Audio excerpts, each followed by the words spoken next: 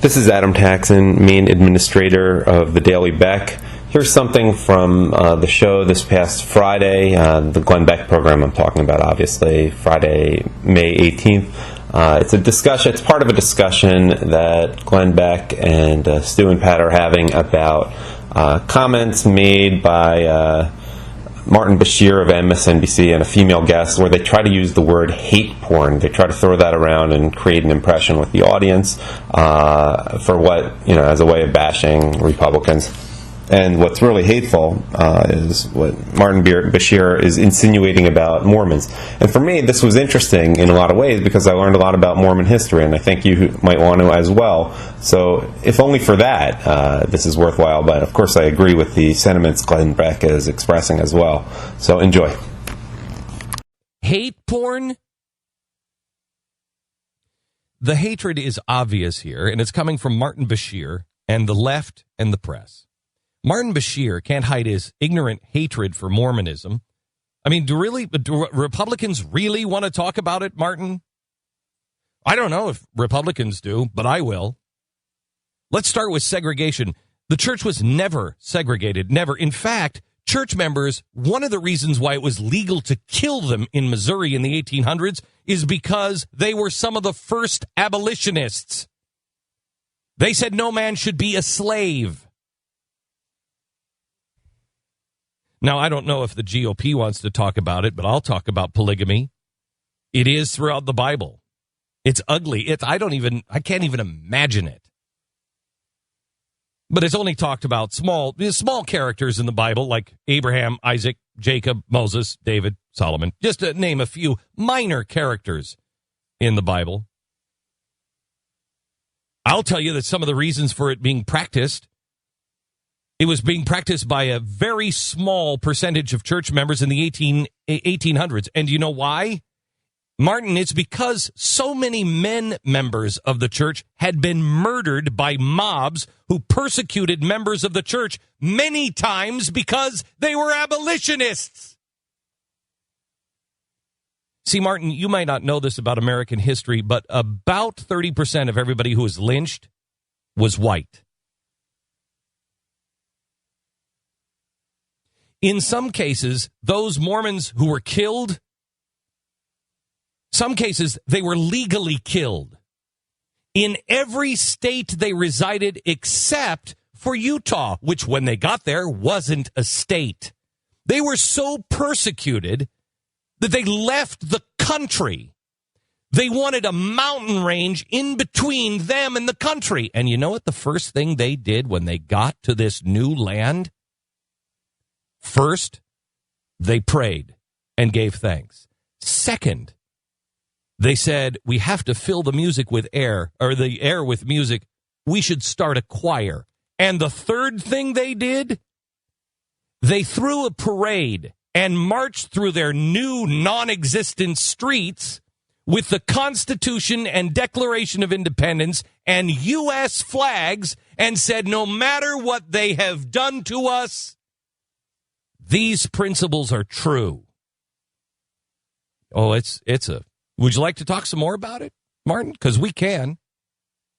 It's interesting to me, Martin, your supposed openness to all forms of love. May I ask, why are you more loving for one person at a time? Why is it that you have this openness to all forms of love? Why would you say when I have to love a group, it's abhorrent? You really want to talk about hate? You want to talk about religion? Well, let's talk about it for a second. Brookings Institute study on faith and politics. When they look at how people feel about Mormons,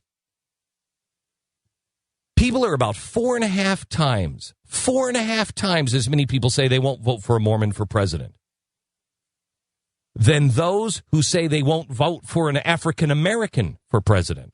Think of this. We're so racist, according to you. We're so racist that we only will vote against somebody because they're black, which has nothing to do with the content of their character, has nothing to do with anything. But because they're black, we won't vote for them. That's how racist we are, except we have a black president who had many, in fact, if every white man was racist, he would have never been elected. And that race problem is much, much smaller, in fact, 4.5 times smaller than the problem that we have of religious bigotry. Now, gee, that's strange. Religious bigotry? Why isn't the media fawning all over about the barrier that could break here right now? Why isn't this a historic election? Why is nobody talking about that when polling shows it's a much, much bigger barrier? Why isn't the liberal media for that one? Why is it? Why don't we have the first Mormon president? Why isn't the president saying, look, we've got to be able to break this barrier? It's a historic moment. Why? I'm willing to give him another halo. You really want to talk about religion? Study found, again, from the Brookings Institution, that the more people learn about Mormonism, the more likely they'll be fine with them. They don't want to adopt the religion, but they're fine with them. They're like, oh, okay, well, I don't necessarily agree with you, but you're cool. So maybe, Martin, we should talk about it. Maybe we should. You see, it's ignorance that causes bigotry. And my gosh, you're one of the most ignorant men I've ever met, apparently. Continue to exercise your hate porn ignorance, Martin. And if Romney's great-great-grandfather having multiple wives is disgusting to you, wow, you must be vomiting every night when you think about Barack Obama's father in the 1950s and 60s and 70s. You must be vomiting every single night when you think about him having 3 wives. Oh, but you don't talk about that one, do you?